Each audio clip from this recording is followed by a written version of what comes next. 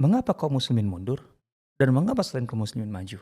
Ketika pertanyaan itu kemudian masih relevan untuk kita lontarkan hari ini, sementara usianya sudah dihitung dari buku ini aja maksud saya ya, itu sudah 90 tahun. Berarti ada permasalahan besar di tengah kita.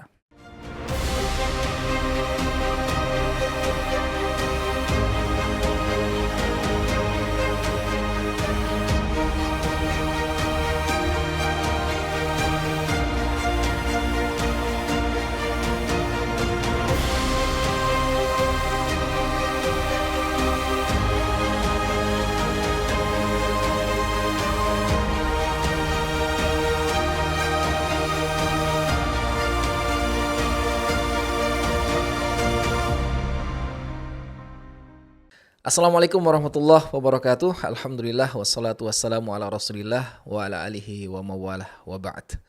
Teman-teman pernah nggak kalau ngebaca komentar di antara diskusi teman-teman yang sangat religius kira-kira begitu, kita akan mendapati salah satu komentar tuh yang sangat populer biasanya begini.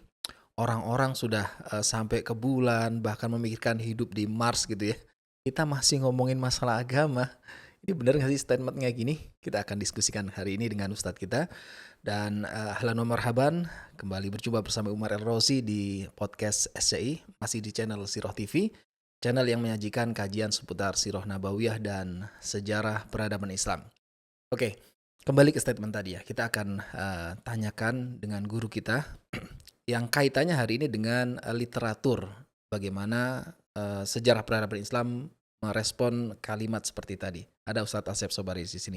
Assalamualaikum Ustadz. Waalaikumsalam warahmatullahi Masya wabarakatuh. Allah, adem banget tinggal sama Ustadz nih. Kabar baik Ustadz ya? Saya juga merasa adem. Nama aslinya kegedean Ustadz? Enggak juga ya.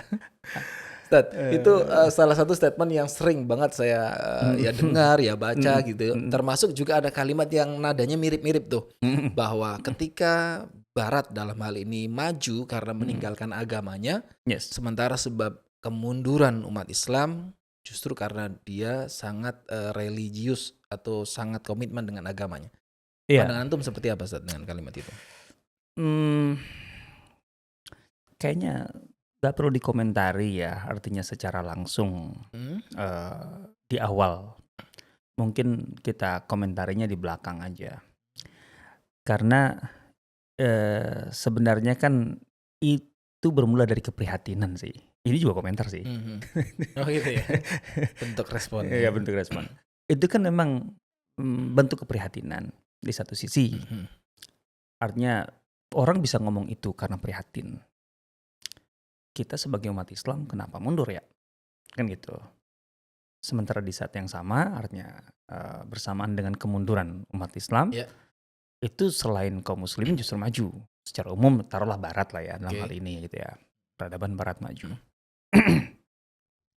Tapi tidak melulu itu dasarnya adalah keprihatinan. Di lain pihak ada orang-orang yang sebenarnya itu lebih mencerminkan frustasi. Oh begitu. Oh ya, frustasi gitu ya. Sekaligus katakanlah dia bentuk pemberontakan terhadap kebenaran agama. Tapi tentu saja ini dengan cara yang salah gitu. Karena dia dari awal udah salah. Dia menempatkan antara kebenaran agama gitu. Mencampurkan antara kebenaran agama dengan realitas umatnya kan gitu. Intinya dia frustasi bahwa agama yang selama ini dia dapati dia kan diajari lah oleh orang tuanya, oleh lingkungannya bahwa Islam itu adalah kebenaran, bahwa Islam itu adalah kebesaran, Islam itu ya'lu wa la yu'la alaih kan gitu. Tapi kemudian dia membaca realitas kenyataan kan gitu loh. Mana gitu loh. Dalam kenyataannya kan justru enggak. Di mana kita di atas, orang kita di bawah kok.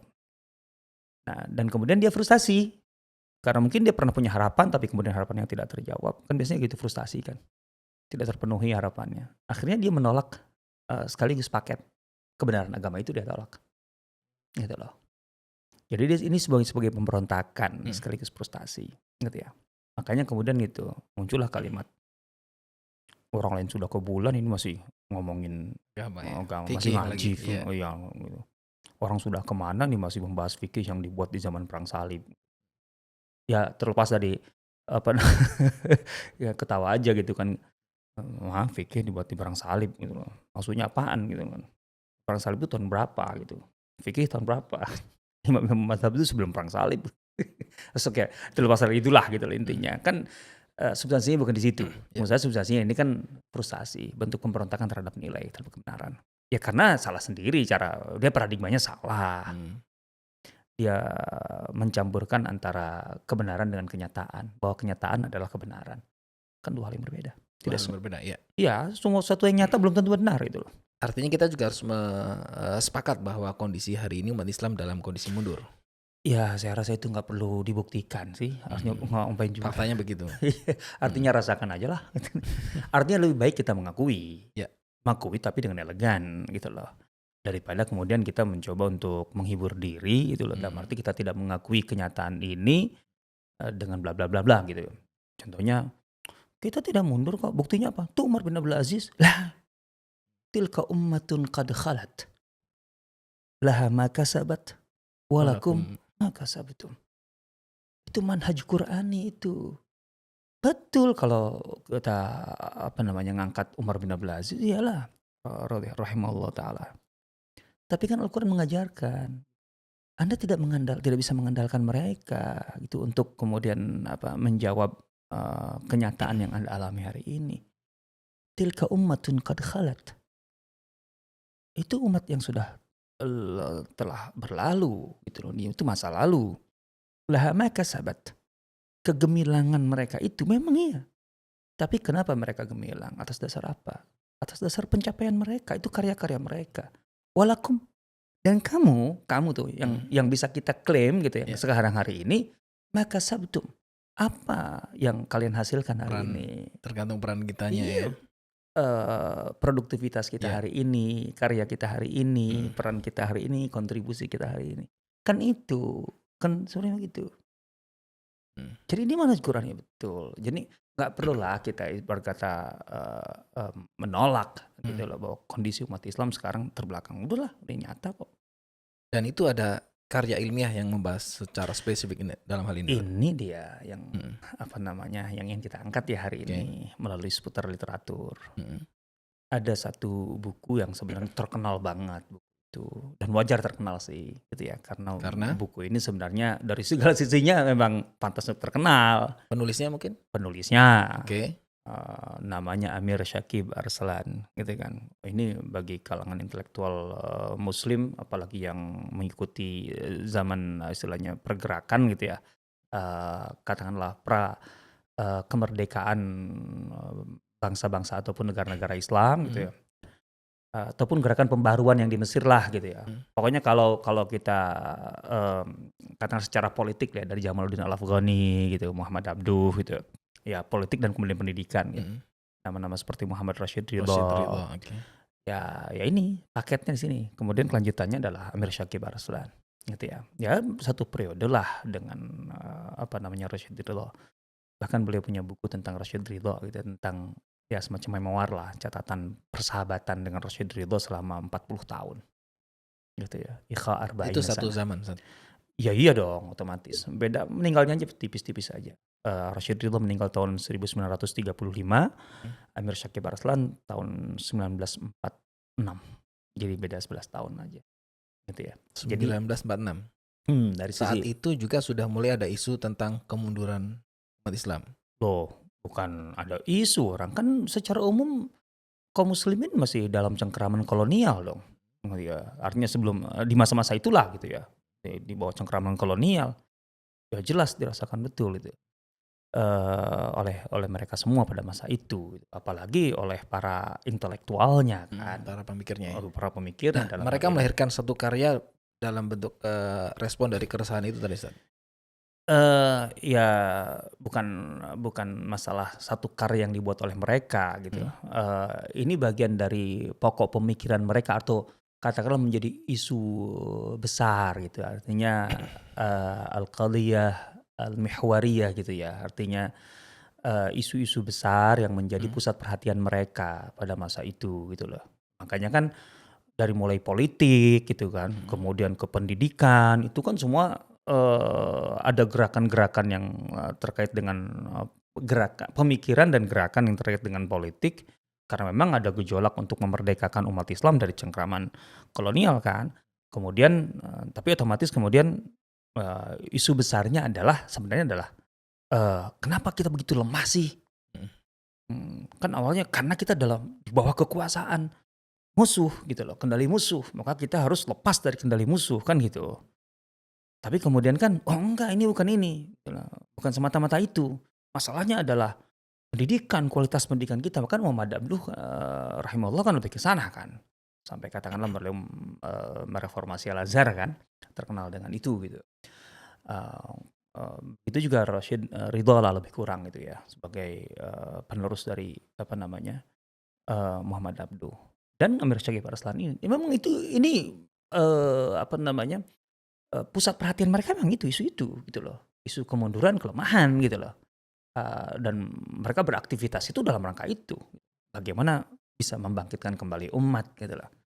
Nah, kalau karya yang kemudian dibukukan itu, ya itu yang karya Amir Syakib Arslan itu, gitu loh. Buku Judul? buku ini judulnya Limadza Ta'akhkharal Muslimun gitu. Nah, ini dari segi judulnya juga terkenal, nyentrik judulnya loh. Limadza Ta'akhkharal Muslimun wa limadza taqaddama ghairuhum. Judulnya dalam bentuk pertanyaan ya? Iya, dalam bentuk pertanyaan gitu ya. Jadi Siapa yang berhak menjawab nih saat berarti? ya kan beliau ini menjawab. Jawab Amir juga Syakib gitu ya? Arslan memberikan menjawab pertanyaan Oke. itu. Jadi mengapa kaum muslimin mundur dan mengapa selain kaum muslimin itu maju. Nah, walaupun kemudian di dalamnya ya lebih menyoroti selain kaum muslimin itu adalah barat ya, Barat dalam ini hal ya. ini Eropa lah ya gitu. Selalu diberikan contoh Eropa karena kan masa itu jelas lah masa kolonialisme di mana Eropa yang menjajah dunia Islam gitu. Tapi saya rasa ini judul lebih pas ya dengan tidak menyebut langsung Eropa gitu ya. Karena apa namanya penekanannya lebih kepada kemunduran kaum muslimin gitu ya. Lebih kepada kemunduran Ya. kaum muslimin itu sendiri gitu ya. Jadi Bukan ketika kemajuan pihak lain ya? iya gitu. Oke. Artinya buku ini sebenarnya lebih berbicara ke internalisasi lah gitu ya. Ini bagian dari otokritik kalau menurut saya. Ini bagian dari otokritik. Jawabannya itu lebih menekankan pada otokritik. Jadi kritik ke dalam. Mengapa kaum muslimin itu mundur?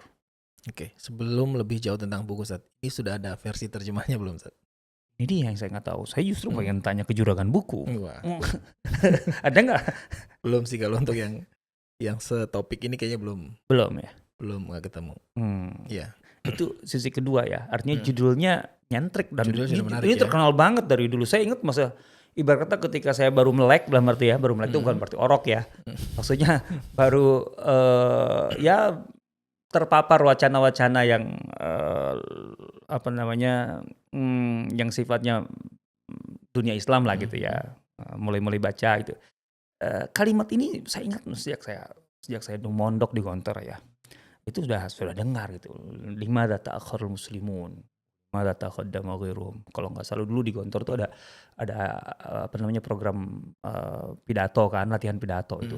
Apa istilahnya? Kalau di sana al-khutbah al-mimbariyah gitu ya. Jadi latihan pidato itu di antara yang intinya kan semangat ya, karena memang itu untuk membangun mental dalam pendidikan di Gontor itu. Jadi limadza ta'akhkharul muslimun wa limadza taqaddama. Itu sering kita dengar itu. Itu udah 30 tahun yang lalu kan. Nggak sadar kalau itu ternyata judul buku. Itu dia. Kemudian kan baru kemudian lama-kelamaan oh tahu nih judul buku toh gitu loh. Ya akhirnya kan sampai kemudian ketika lihat bukunya langsung beli gitu kan. Selain judul, apa yang menarik lagi Ustaz dari Penulis tadi Oke, sosok iya. penulis, judul. Kemudian penerbit gitu loh. Jadi buku ini sebenarnya kumpulan dari tulisan Amir Syakib Arslan di majalah Al-Manar. Gitu loh. Majalah Al-Manar ini kan majalah yang diasuh oleh Rashid Ridho. Oke. Bahkan dalam bidang tafsirnya kan sampai melahirkan tafsir Al-Manar, tafsir Al-Manar gitu kan. Kan artinya tafsir yang terbitkan secara berkala, bukan berkala, ya artinya sesuai dengan edisi majalahnya itu Terbit ya, sendiri ya, iya. kemudian dibukukan. Begitu juga ini, gitu loh. Saya kemudian yang saya tahu ya, terbitnya menjadi buku yang utuh itu kurang lebih tahun 1940. Padahal dimukodimahi oleh Rosyid Ridho. Rosyid Ridho meninggal tahun 35, artinya 5 tahun sebelumnya bahkan gitu ya. Nah, eh, sebagai tulisan jawaban itu yang ditulis secara bertahap gitu loh. Itu sejak tahun 30 sebenarnya, 1930 gitu loh. Jangan juga maksudnya ya. Iya, iya. Dan majalah Al-Manar itu kan bisa dikatakan pada masa itu menjadi kiblat dari gerakan pembaruan di seluruh dunia kan, gitu loh. Ya pengaruh majalah Al-Manar itu kan kemana-mana termasuk ke Indonesia gitu. Apalagi kan dengan Rasyid Ridhonya. Saya mendengar dari salah satu tokoh ya aktivis Al-Irsyad ya, organisasi Al-Irsyad, Syekh Ahmad Syurkati itu mendirikan Al-Irsyad itu, nama Al-Irsyad itu diambil dari Rasyid Ridho itu. Artinya memang itu Inspirasi dari sana. inspirasinya dari situ itu yang saya dengar ya gitu ya. Mungkin orang Al-Irsyad bisa mengoreksi atau bisa menambahkan gitu, kalau memang perlu ditambahkan. Memang perlu sih. Jadi Syekh Ahmad Syurkati itu terinspirasi oleh Rasyid Ridho. Makanya namanya Al-Irsyad. Ya. Dan tahun 1930 gitu kan, organisasi-organisasi pembaruan di Indonesia kan sedang tumbuh-tumbuhnya itu. Iya. Syarikat Islam, kemudian Muhammadiyah sudah berdiri gitu loh. Tahun 1911 ya. Jadi semua udah artinya, dan kemudian otomatis lah isu Turki Utsmani, khilafah terakhir sudah runtuh itu kan tahun 1924 kan. Iya. Jadi memang banyak faktor lah yang mendukung kemudian isu ini dan kemudian buku ini menyebar gitu ya. Jadi dari 3 sisi itu aja sudah luar biasa gitu. Tapi sudah ada sisi lain yang menarik, yang mungkin banyak orang tidak tahu dari buku ini. Buku ini dengan judulnya Limadza ta'akhkharal muslimun wa limadza taqaddama ghairuhum. Ya. Ini sebenarnya terinspirasi dari surat yang dikirim dari Indonesia.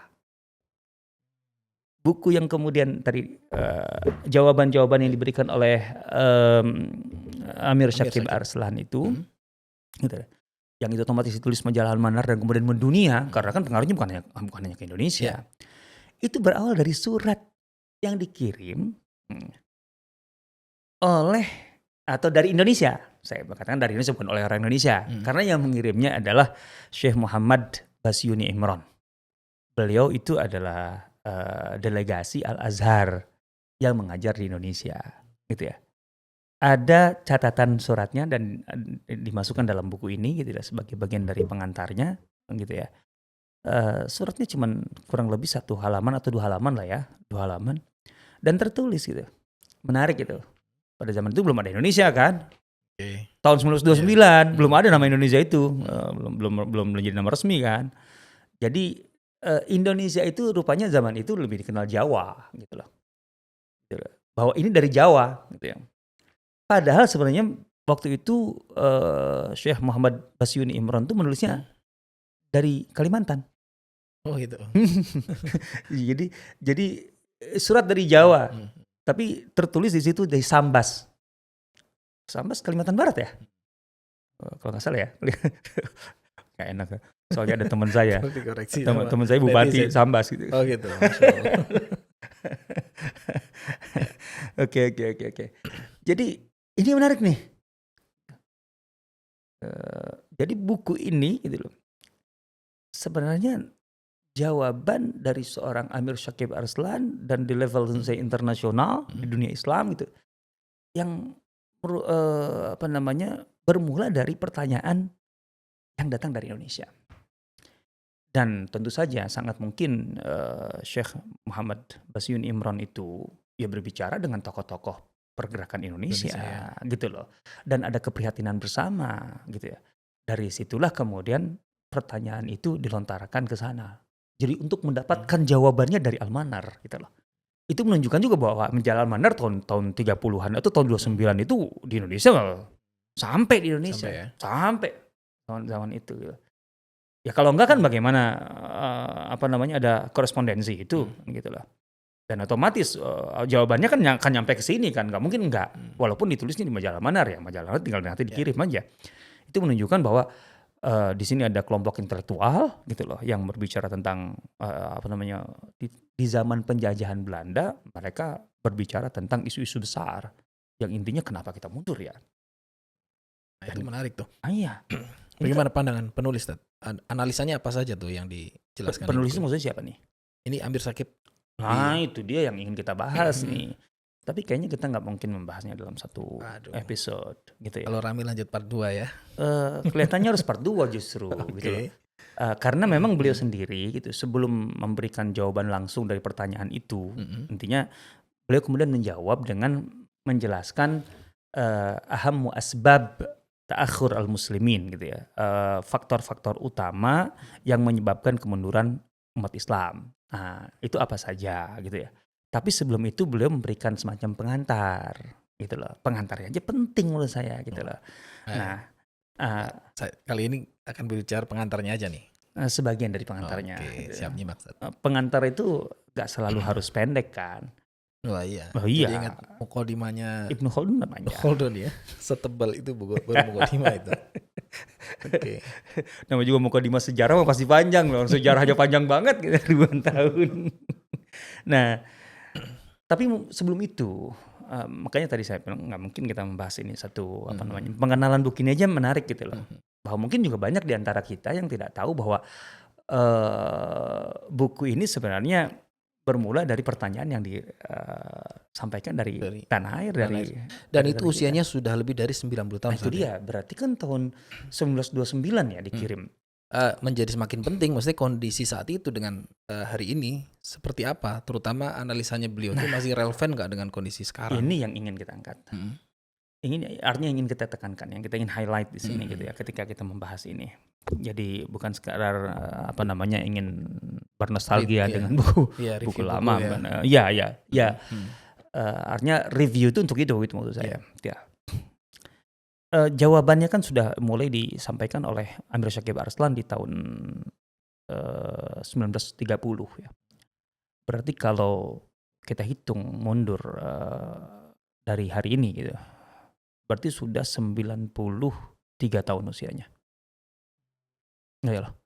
Jadi pertanyaan yang menjadi judul buku ini, mengapa kaum muslimin mundur dan mengapa selain kaum muslimin maju gitu. Itu sudah dilontarkan dan sudah dijawab 93 tahun yang lalu. Perkaranya bagaimana kita merespon dari analisa-analisa dalam buku ini ya? Artinya apakah kemudian setelah 90 tahun itu permasalahan dulu. Permasalahannya sudah berubah. Oke. Itu dulu. Ya. Artinya ketika permasalahan itu ketika pertanyaan itu kemudian masih relevan untuk kita lontarkan hari ini. Sementara usianya sudah dihitung dari buku ini aja maksud saya ya. Itu sudah 90 tahun. Berarti ada permasalahan besar di tengah kita. 90 tahun. Pertanyaan yang dilontarkan 90 tahun yang lalu dan hari ini kemudian kita review masih relevan.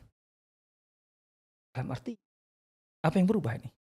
Mengapa kaum muslimin mundur dan mengapa selain kaum muslimin maju? Menurut Mas Umar masih relevan nggak itu? Harusnya sih masih, Ustaz. Kita akui saja harusnya. Iya. Karena ya seperti jawaban di diskusi tadi ya, bahwa ya selalu identik arahnya ke sana bahwa umat Islam mundur. Kan kalau kita baca contohnya dalam buku Model Kebangkitan Umat Islam gitu ya. Yang kita terjemahkan ya, udah kita bedah juga. Belum di podcast mah kan? Oh, belum. Di podcast khusus nih buat teman-teman ada lain. Di community nih yang sudah punya bocoran dari buku itu ya. Oh iya, Model Kebangkitan Umat Islam itu yang buku Profesor Majid Al-Kilani itu. Kan antara masuknya pasukan salib ke Palestina gitu ya. Sampai kemudian Palestina direbut kembali oleh Salahuddin Ayyubi, itu 90 tahun kan. Artinya ketika Salahuddin Ayyubi gitu di usia artinya setelah 90 tahun itu kan bisa menjawab, "Kok kalah ya?" Nah, kan sebelumnya kan gitu. "Kenapa kalah?" Gitu ya. Kan pertanyaannya setelah 90 tahun berubah. Kita menang nih. Kok bisa ya kita menang? Kan berubah pertanyaannya. Ya kan? Ya. Kalau ini nggak berubah. Antara Syekh Muhammad Basyuni Imran tahun 1929 dengan kita hari ini 2023. Pertanyaan masih sama. Secara umum ya, masih sama. Berarti ada persoalan di tengah umat ini. Ini harus kita sadari. Tidak ada perubahan yang signifikan gitu loh. Kalau kita menjadikan pertanyaan ini sebagai parameter gitu loh. Yang terjadi di tengah umat Islam. Ini artinya memang seperti saya katakan tadi bahwa buku ini pada dasarnya ketika Amir Syakib Arslan memberikan jawaban gitu, beliau melakukan otokritik. Itu yang menarik bagi saya gitu. Bahwa beliau melakukan otokritik ke dalam. Gitu. Dan saya rasa hal ini yang harus kita lakukan. Ya memang miris jadinya. Kita seakan-akan pada dasarnya, bukan seakan-akan, memang kita harus mengulangi apa yang dilakukan oleh Amir Syakib Arslan. Kita harus berani otokritik ke dalam. Tapi kondisi sekarang kan banyak kajian di mana-mana, kemudian kesadaran orang dengan Islam juga meningkat ya, terutama di Indonesia. Itu tidak mewakili, tidak menjawab persoalan itu. Itu mah nggak pernah kekurangan dari masa ke masa. Kalau nilai religius, kalau kita bicara religiositas, saya bacakan deh keprihatinan, salah satu bentuk keprihatinan dari Amir Syakib Arslan di halaman 91. Laqad dhanna katsirun minal muslimina annahum muslimun bimujarradi salati wa siyami wa kulli ma la yukallifuhum badlu damin wala mal. Banyak kaum muslimin yang merasa mereka sudah menjadi muslim, dalam arti sudah cukup menjadi muslim, merasa cukup sebagai muslim itu dengan hanya mengerjakan sholat, mengerjakan puasa, dan mengerjakan segala amalan yang tidak menuntut mereka untuk berkorban harta dan nyawa. Gitu lah. Ya, beliau sebelumnya merujuk kepada firman Allah di surah At-Taubah ayat 111. Innallaha ashtara minal mu'minina anfusahum wa amwalahum bi anna lahumul jannah. Allah itu sudah menawarkan transaksi. Allah bertransaksi loh dengan orang beriman, gitu ya. Sini, korbankan hartamu, nyawamu dan hartamu, dirimu dan hartamu, gitu loh. Untuk kemudian aku berikan surga. Nah kan itu, beliau dari situ mulainya. Jadi beliau mengatakan begini, ini otokritik kan. Salah satu otokritik yang saya katakan tadi. Sudah banyak kaum muslimin yang merasa sudah cukup menjadi muslim dengan mengerjakan semata-mata mengerjakan sholat, puasa, dan mengerjakan segala bentuk amalan yang tidak menuntut mereka untuk mengorbankan harta dan nyawa. Dan kemudian, nah ini persoalannya. Wantadharu ala dzalika an-nasra min Allah. Dan kemudian berharap bahwa dengan begitu mereka akan mendapatkan kemenangan, mencapai kegemilangan, akan mendapatkan pertolongan dari Allah gitu. Artinya nggak nyambung kata beliau. Maksudnya nggak bisa. Gitu. Walaysa al-amru kadzalik. Ya nggak gitulah. Itu di Indonesia kan sih. Terjemahannya nggak ini banget ya. Fa inna azaimal Islam. Kewajiban-kewajiban utama dalam Islam itu la tanhasiru fis shalah, tidak terbatas pada salat, puasa. Juga tidak terbatas pada semata-mata berdoa, istighfar. Wa kaifa yaqbalullahu du'a? Dan beliau kemudian menyoal, bagaimana Allah menerima doa kalau masalahnya kamu berdoa gitu. Bagaimana Allah menerima doa dalam arti mengabulkan doa untuk kamu kemudian maju, gemilang dan sebagainya dari orang-orang yang hanya duduk santai dan kemudian tidak berpikir untuk maju. Nah, di Muqaddimah itu beliau menegaskan ada dua sisi gitu loh, atau dua persoalan besar gitu loh, yang menjadi bisa dikatakan akar persoalan kemunduran umat Islam yang kemudian beliau beliau lebih Urai bahas lebih nanti. panjang Mhm. di berikutnya gitu, subjudul berikutnya, yang itu mungkin pertemuan kedua adalah episode kedua aja ya. Siap.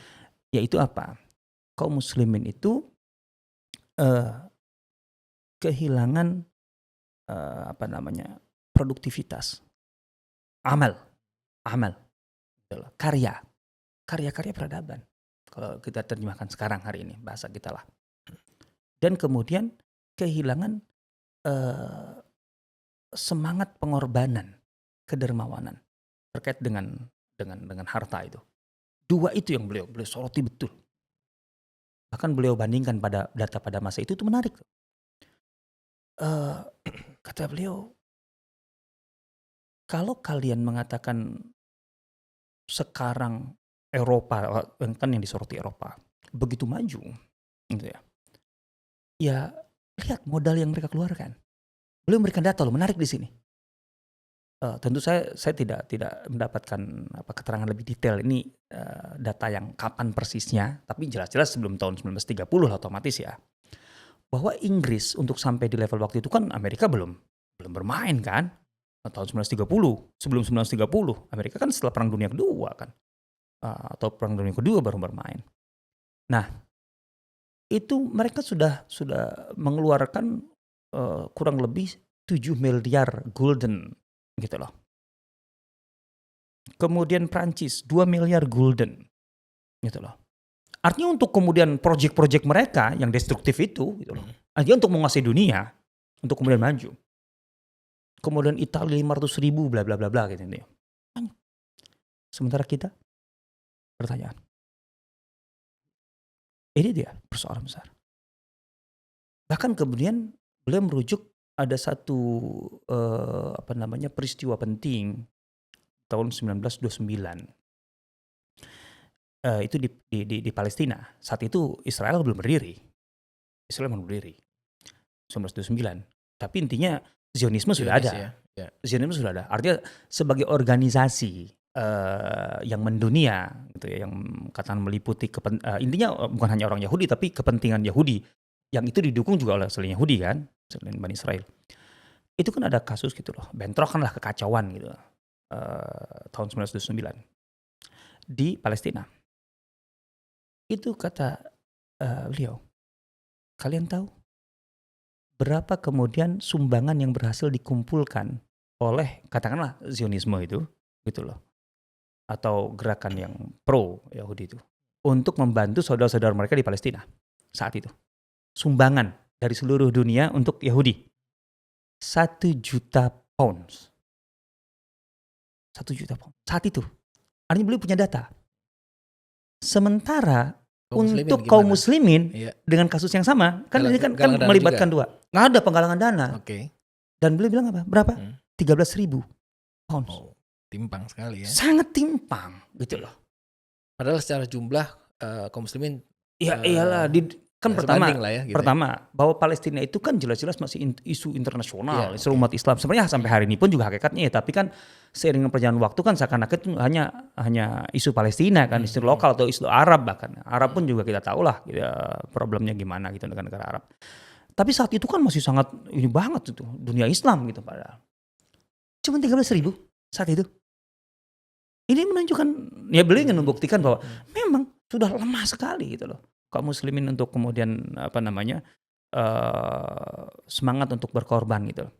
Jadi gini, jadi beliau melihat kaum muslimin itu dibanding dengan barat, kaum muslimin oke, tidak ada problem dengan masalah tadi, dengan masalah salat, Nilai-nilai religinya ya. religius untuk sifatnya privat, yang sifatnya privat. Tapi yang sifatnya tanggung jawab sosial hilang. Gitu loh. Dan Jadi itu sampai sekarang, Ustaz? yes, exactly. Nanti kita mungkin angkat nanti lebih detail lagi, lebih kita angkat lagi beberapa pernyataan dari beliau gitu ya, di buku ini, karena supaya tidak melebar bahwa ini opini kita, enggak. Iya. Beliau mengangkat bahwa kaum muslimin itu tidak peduli untuk melahirkan karya-karya yang sifatnya ya peradaban lah gitu ya.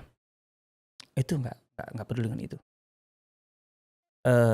Jadi lebih menganggap kehidupan ini adalah kehidupan ukhrawi dalam arti ukhrawi itu privat, individual maksudnya, dan tidak ada semacam tanggung jawab sosial. Artinya tidak ada proyek-proyek umat gitu ya, yang harus menjadi tanggung jawab bersama. Yang di situ membutuhkan dua hal, adalah kerja gitu ya, artinya kerja aktivitas duniawi gitu, yang itu sebenarnya bagian dari asas kemajuan peradaban Islam, dan kemudian topangan dana, dukungan dana yang memadai. Jadi kaum muslimin cenderung fatalistik gitu lah.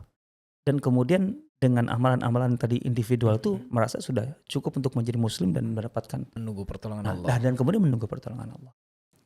Ini masalah sampai hari ini. Ini sisi otokritik yang penting. Kayaknya makin penasaran Ustaz, apa saja analisanya penulis nih tentang hal ini ya. Tapi seperti Ustaz tadi kita bahas di episode kedua. Baik, Jazakallahu Ustaz atas mukadimahnya. Teman-teman nantikan ya untuk edisi berikutnya, kita akan melihat bagaimana penulis menghadirkan analisa-analisanya yang itu sudah disampaikan 90-an tahun yang lalu ya. 93 tahun yang lalu. 93 tahun. Oke, sampai jumpa di next episode dan silakan subscribe channel Sirah TV. Subhanakallahumma bihamdika asyhadu an la ilaha illa anta astaghfiruka wa atubu ilaik. Assalamualaikum warahmatullahi wabarakatuh. Waalaikumsalam. Para penonton yang budiman, terima kasih telah menyimak sajian dari Sirah TV. Semoga menjadi jalan terbaik Anda untuk lebih dekat dengan Rasulullah SAW.